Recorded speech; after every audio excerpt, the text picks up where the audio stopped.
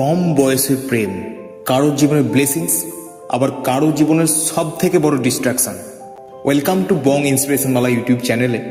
আজকে কথা বলবো কম বয়সের প্রেম নিয়ে।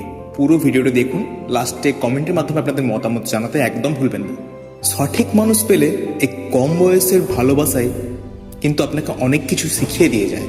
এই বয়সের ভালোবাসা শেখায় আপনাকে কেয়ার করা, সামনের জনকে রেসপেক্ট করা, আর ইমোশনালি ম্যাচিওর হওয়া।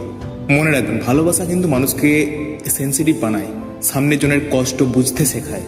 কিন্তু এই কম বয়সের ভালোবাসা কখনো কখনো এই ভালোবাসাই আবার মোটিভেশন হয়ে দাঁড়ায় ভালো পড়াশোনা করা, নিজের কেরিয়ারে এগিয়ে যাওয়ার, নিজের ফিউচারে ফোকাস করা। কিন্তু ভুল মানুষ পেলে এই প্রেমই হয়ে যায় আপনার জীবনে পয়জন। জীবনটা পুরো বিষ হয়ে যায়। Toxicity, over thinking, insecurity, breakup trauma, আপনি পুরো এই জালেতে জড়িয়ে পড়েন তখন। আর এর সব থেকে বড় সাইড এফেক্ট হলো ফোকাস হারানো। আপনি কোনো কিছুতে তখন আর ফোকাস করতে পারবেন না। আপনি একটা নির্দিষ্ট বিন্দুকে কেন্দ্র করে তার চারপাশে ঘুরতে থাকবেন। এটাই সব থেকে বড় সাইড এফেক্ট।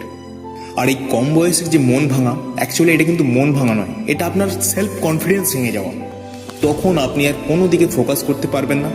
নিজের কেরিয়ার, নিজের পড়াশোনা, নিজের স্বপ্ন সব কিছু পিছনে ফেলে আপনি একই জায়গাতে পড়ে থাকেন। অ্যাকচুয়ালি প্রবলেমটা প্রেমে নয়, আসল সমস্যাটা হলো সময় আর প্রায়োরিটি এই দুটো জিনিসকে না বোঝায়। তাই যারা কম বয়সে আছে, এখন যারা কম বয়সী ছেলে মেয়ে আমার এই ভিডিওটি দেখছো, তাদের উদ্দেশ্যে বলছি, আবেগের বশে পড়ে রিলেশনশিপ করতে যেও না। আগে নিজেকে বানাও, নিজের ফিউচার বানাও, নিজেকে স্টেবল বানাও, मेंटली स्टेबल बनाओ, then you can go for relationship. Free का एडवाइस है, लेना है तो लो, आपका ही काम में आएगा।